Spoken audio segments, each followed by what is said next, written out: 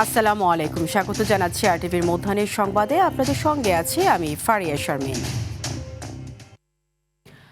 প্রচারণায় সরগরম রাজধানী। সকাল থেকেই প্রার্থীরা নিজ নিজ আসনের পাড়া মহল্লায় ভোটারদের দোরগোড়ায় গিয়ে দিচ্ছেন নানা প্রতিশ্রুতি। এদিকে প্রতিদ্বন্দ্বী প্রার্থীদের নির্বাচনে আচরণবিধি নিয়ে রয়েছে অভিযোগ পাল্টা অভিযোগও।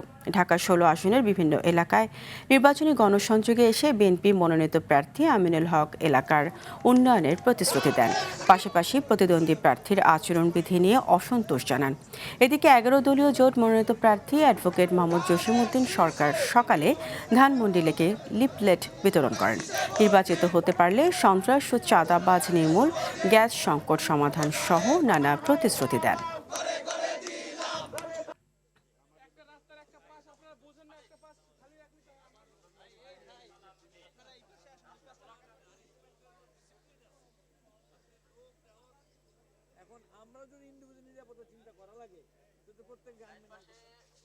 তিনি একজন সাধারণ ভোটার, তিনি সরাসরি অভিযোগ করলেন যে ভাই আমাকে ফোন করে বলা হয়েছে যদি তাদের মার্কায় ভোট দিতেন আমাকে ৬,০০০ টাকা দেওয়া হবে, এবং সেটার ভিডিও রেকর্ডিংও আছে আমাদের কাছে। এই বিষয়গুলি জনগণ ব্যালটের মাধ্যমে রায় দেবে ইনশাআল্লাহ।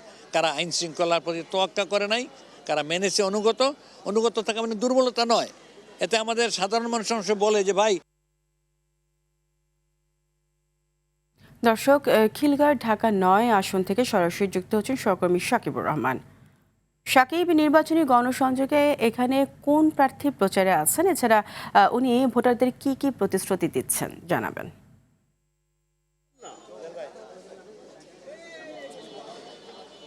ফারিয়া, ঢাকা 9-এ বিএনপি মনোনীত যে প্রার্থী তিনি আসলে খিলগাঁর এই অঞ্চলটিতে গণসংযোগ করছেন। এখানকার যারা ভোটার রয়েছেন তাদের সঙ্গে যে কথা বলছেন হাবিবুর রশিদ হাবিব, তিনি প্রতিটি ভোটারের কাছে যাচ্ছেন, তাদের সমস্যাগুলো জানার চেষ্টা করছেন, তার যে প্রতিশ্রুতি রয়েছে সেগুলো তিনি আসলে তুলে ধরছেন এবং এলাকার উন্নয়নে কি কি কাজ তিনি করতে চান সেই বিষয়গুলোও তিনি সবার মাঝে তুলে ধরছেন।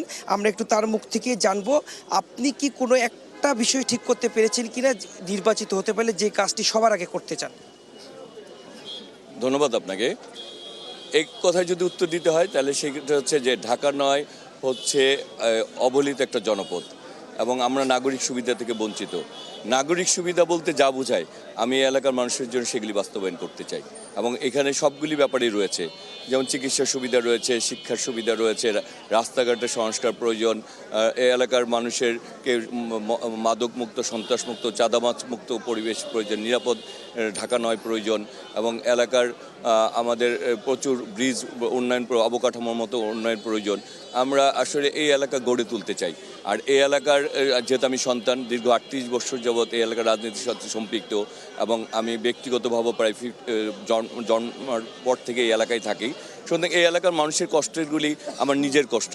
এই এলাকার মানুষের কষ্ট লাঘব হওয়া মানে আমার আসলে যেটি শুনছিলেন যে উনি আসলে কয়েকটি বিষয়কে নির্ধারণ করেছেন, নির্বাচিত হতে পারলে সেই কাজগুলোই আসলে সবার প্রথম করতে চান। তো এই ছিল ঢাকা 9 আসন থেকে আমার কাছে সর্বশেষ। ফারিয়া। সাকিব, আপনাকে ধন্যবাদ।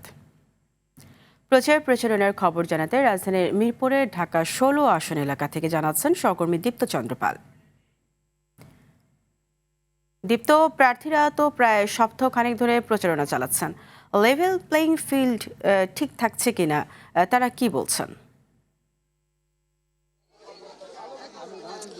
ফারি, আপনি যেমনটি বলছিলেন প্রচারণা কিন্তু সরগরম রাজধানীর বিভিন্ন অলিগলি, রাস্তাঘাট, কারণ আপনি জানেন 12ই ফেব্রুয়ারি নির্বাচন এবং নির্বাচনকে কেন্দ্র করেই ঢাকা 16 আসনে সকাল থেকেই প্রার্থী বিএনপির যে মনোনীত প্রার্থী আমিনুল হক তিনি কিন্তু তার প্রচার করছেন এবং আমরা দেখেছি মিরপুর 12-র যে পবলক রয়েছে সেখানে কিন্তু তিনি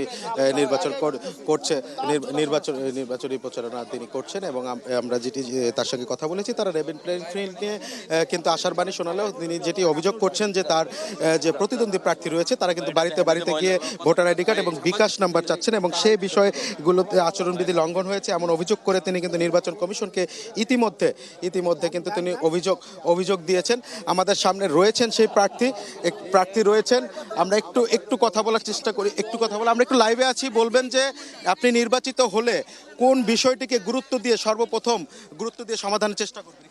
আমি যে এলাকাটিতে এখন অবস্থান করছি, সপ্তম দিনের মতো আজকে আমার সাথে আমাদের নেতাকর্মীদের পাশাপাশি এই এলাকার যারা মুরব্বিয়ান রয়েছেন, সাধারণ নাগরিক রয়েছেন, তারাও আমার সাথে অংশগ্রহণ করেছে এবং এই এলাকার সবার আগে আল্লাহ যদি আমাকে নির্বাচিত করে আমি এই এলাকায় স্থায়ীভাবে পুনর্বাসনের ব্যবস্থা করব ইনশাআল্লাহ।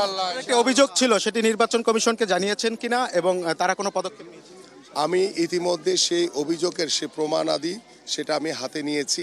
হাতে নিয়ে আমি আনুষ্ঠানিকভাবে আজকে না হলে কালকে আমি লিখিতভাবে সেই অভিযোগ দায়ের করব ইনশাআল্লাহ।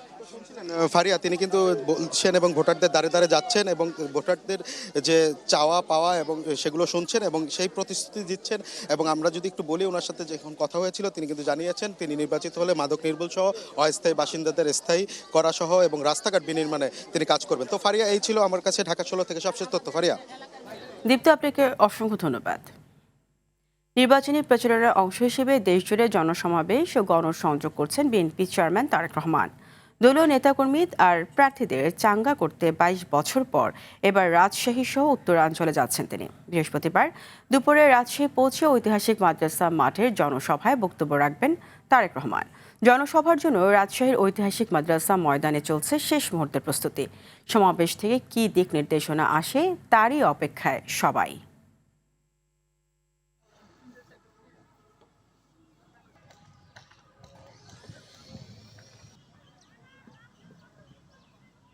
সবাই অনেক উৎসুক যে এক নজরে মানুষটাকে দেখবে, এই জন্যই দেখবে উনি যে 31 দফা দিয়েছে সকল জাতি ধর্ম সকলের জন্য তিনি কথা চিন্তা করবে। আমাদের রাজশাহীর যারা তরুণ প্রজন্ম আছে তারা আমরা দীর্ঘ প্রতীক্ষার পর তাকে দেখতে পাবো এবং তার নির্দেশনাগুলো আমরা শোনার জন্য অপেক্ষায় আছি। বিএনপি ভুয়া ফ্যামিলি কার্ডের কথা বলে প্রান্তিক জনগণকে বিভ্রান্ত করছে বলে মন্তব্য করেছেন এনসিপির মুখপাত্র আসিফ মাহমুদ সজীব ভুইয়া। মঙ্গলবার রাত 9:30টার দিকে কুমিল্লা নগরের কান্দির পাড় এলাকায় 11 দলীয় নির্বাচনী ঐক্যে নির্বাচনী পদযাত্রায় বক্তব্য দিতে গিয়ে তিনি এসব কথা বলেন। তিনি বলেন, গণভোটে হ্যাঁ বিজয়ী হলে দীর্ঘমেয়াদী সংস্কার বাস্তবায়নের মাধ্যমে ভবিষ্যৎ প্রজন্ম এর সুফল পাবে।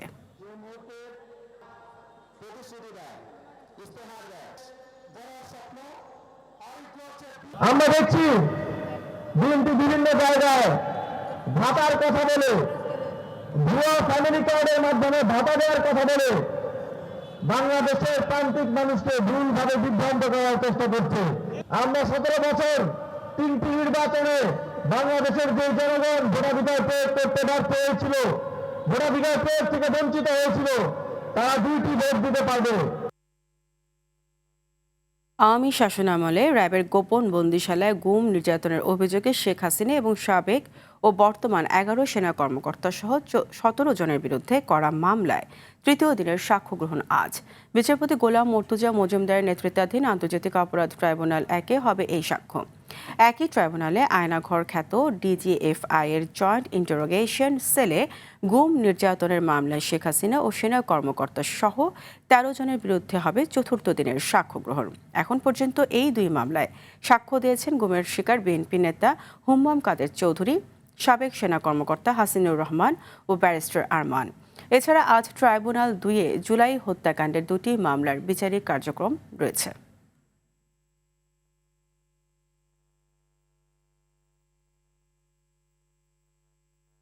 এ বিষয়ে আরও জানাতে আমাদের সাথে যুক্ত হচ্ছেন সহকর্মী GM মাহমুদ। তিনি আছেন আন্তর্জাতিক অপরাধ ট্রাইব্যুনালে।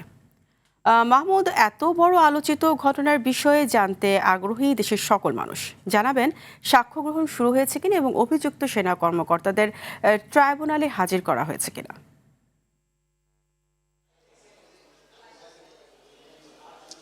ফারিয়া, আন্তর্জাতিক অপরাধ ট্রাইব্যুনালে আজ 2টি গুমের মামলা সহ মোট 4টি মামলার জন্য বিচারিক কার্যক্রম নির্ধারিত ছিল। ট্রাইব্যুনাল 1-এ 2টি এবং ট্রাইব্যুনাল 2-এ 2টি মামলা। তো এর মধ্যে ট্রাইব্যুনাল 1-এর 2টি গুমের মামলা, একটি হচ্ছে র্যাবের task force for interrogation sell TFI এর গোপন বন্দিশালায় গুম রেখে নির্যাতনের মামলা।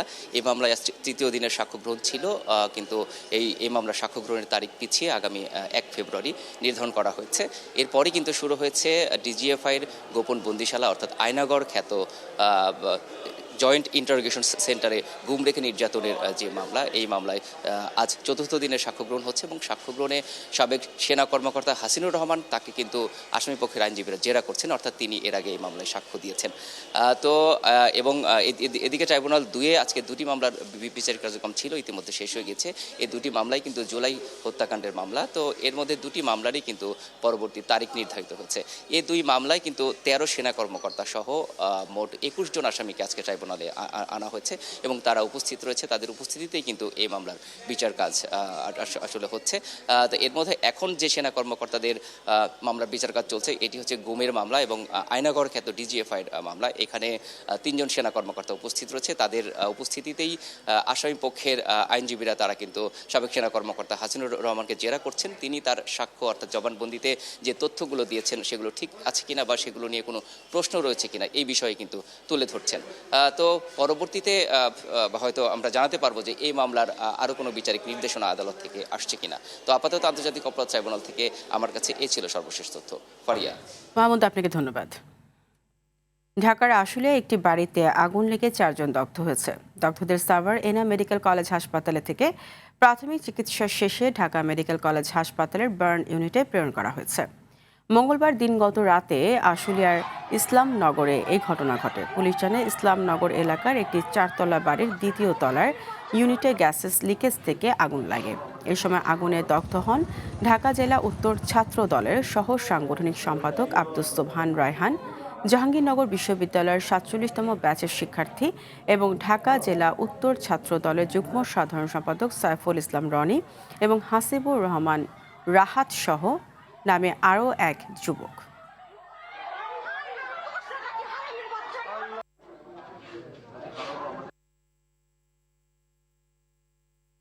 আন্তর্জাতিক প্রসঙ্গ, ভারতে বিমান বিধ্বস্তের ঘটনা ঘটেছে। এতে মহারাষ্ট্রের উপমুখ্যমন্ত্রী অজিত পাওয়ার সহ নিহত হয়েছে অন্তত 6 জন। বুধবার সকালে বিমানটি মুম্বাই থেকে মহারাষ্ট্রের বারামতির উদ্দেশ্যে উড়ে আসছিল। স্থানীয় সময় সকাল 8:45 দিকে বারামতি বিমানবন্দরের কাছে জরুরি ল্যান্ডিংয়ের চেষ্টার সময় বিমানটি বিধ্বস্ত হয়। ঘটনার পর ঘটনাস্থলে দগ্ধ বিমানের অংশ, ধোঁয়া ও আগুনের দৃশ্য দেখা গেছে। আহতদের দ্রুত কাছাকাছি হাসপাতালে নেওয়া হয়েছে, তবে উপমুখ্যমন্ত্রী সহ 6 জনের কেউ জীবিত নেই বলে নিশ্চিত করেছে কর্মকর্তারা। বিমানটি ঠিক কী কারণে বিধ্বস্ত হয়েছে তা খতিয়ে দেখা হচ্ছে।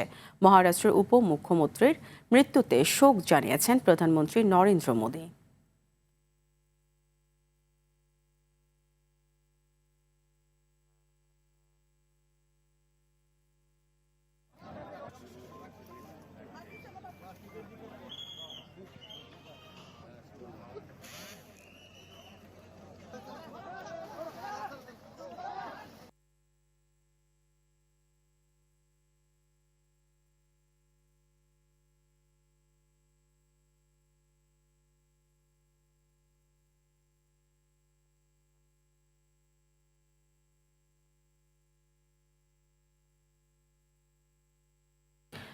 দর্শক, এই বিষয়ে ভারত থেকে সর্বশেষ জানাচ্ছেন সহকর্মী পরমাশিস ঘোষ রায়। ভারতীয় সময় সকাল 9:45 নাগাদ দুর্ঘটনার কবলে পড়লেন মহারাষ্ট্রের উপমুখ্যমন্ত্রী অজিত পাওয়ার। মুম্বাই থেকে বারামতিতে জেলা পরিষদের নির্বাচনী প্রচারের কাজে তিনি একটি বেসরকারি চার্টার্ড বিমানে করে তিনি বারামতি যাওয়ার পথে বিমান অবতরণের কিছুক্ষণ আগেই বিমানটি মুখ থুবড়ে পড়ে একটি সংশ্লিষ্ট জায়গায় এবং বিমানটিতে আগুন ধরে যায়। প্রাথমিক পর্যায়ে প্রথম পর্যায়ে জানানো হয়েছিল যে বিমানে অজিত পাওয়ার সহ যে 5 জন আরও মোট 6 জন লোক ব্যক্তি ছিল তারা আহত হয়েছেন। পরবর্তীতে ভারতের বিভিন্ন গণমাধ্যম, বিভিন্ন এজেন্সি তারা জানিয়েছে তাকে মৃত বলে ঘোষণা করেছে। পরবর্তীতে অসামরিক বিমান পরিবহন দপ্তরের উচ্চপদস্থ আধিকারিকরা এই মৃত্যুকে নিশ্চিত করেছেন বলেই কিন্তু সংশ্লিষ্ট সূত্রের খবর। ইতিমধ্যেই প্রধানমন্ত্রী নরেন্দ্র মোদী এবং মুখ্যমন্ত্রী মমতা বন্দ্যোপাধ্যায় কিন্তু তারা এক্স হ্যান্ডেলে তার মৃত্যুর খবর পেয়ে তারা কিন্তু সমবেদনা জ্ঞাপন করেছেন। জানাচ্ছিলেন পরমাশিস ঘোষ রায়। ইতালিতে ভয়াবহ ভূমিধসের ঘটনা ঘটেছে। এতে চরম ঝুঁকিতে পড়েছে দেশটির বৃহত্তম দ্বীপ সিসিলি। ঝড়ের পর সৃষ্ট ভূমিধসে সিসিলির নিসেমি শহরে বহু ঘরবাড়ি এখন খাদের কিনারায় ঝুলে আছে। ইতালির সিভিল প্রোটেকশন বিভাগ জানায় পরিস্থিতি আরও বিপজ্জনক হয়ে উঠছে। ভূমিধসের পর এ পর্যন্ত অন্তত ১,৫০০ মানুষকে নিরাপদ স্থানে সরিয়ে নেওয়া হয়েছে। সিভিল প্রোটেকশন প্রধান জানান, ভূমিধসের ঝুঁকিপূর্ণ এলাকায় থাকা বাড়িগুলো বসবাসের অযোগ্য হয়ে পড়েছে। এসব এলাকার বাসিন্দাদের স্থায়ীভাবে অন্যত্র পুনর্বাসন করা হবে বলেও জানানো হয়। এদিকে ইন্দোনেশিয়ায় ভূমিধসে নিহত বেড়ে দাঁড়িয়েছে ৩৪ জনে, এখনও নিখোঁজ ৩২ জন।